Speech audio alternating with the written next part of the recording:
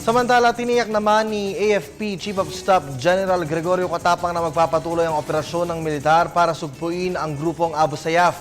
Kasabay po nito ang pagbibigay ng parangal sa pinuno ng militar sa mga sundalong nakapaglaban sa mahigit 300 Abu Sayyaf kamakailan. Ang ulat mula naman kay Waywaya Makal. Siniguro ng Armed Forces of the Philippines na ipagpapatuloy nila ang kanilang operasyon laban sa Abu Sayyaf. Ito ay sa kabila ng 5 sundalo ang nasawi at higit 20 ang nasugatan kamakailan sa Sulu. Sa huling intelligence report ng militar ay kanilang nang natunton ang lugar kung saan nagtatago ang iba pang miyembro ng Abu Sayyaf.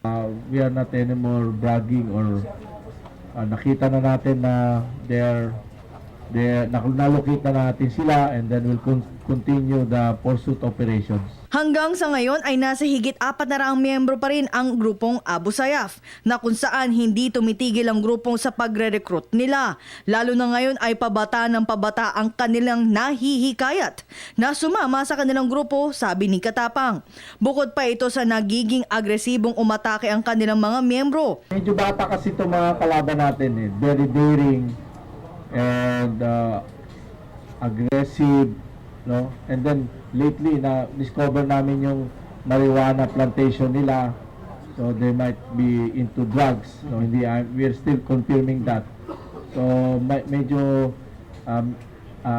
delicado. That's why we are telling our troops to be deliberate in their operation, be safety and security conscious while planning for operations. Samantala, ginawaran ni General Katapang ang 28 sundalo ng medalya matapos makipaglaban sa higit 300 Abu Sayyaf nitong November 14 sa Talipao, Sulu.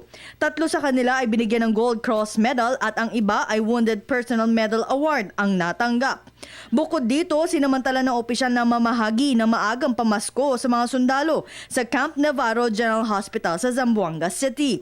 Nagpasalamat naman si Staff Sergeant Jennifer Tumala kay Katapang sa kanyang natanggap na medalya at dahil dito tumaas ang moral nila.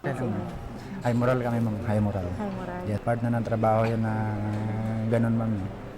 So kung bigay ng Panginoon na hanggang doon na lang talaga. Para sa Telebisyon ng Bayan, Waywaya Makalma, Zamboanga City.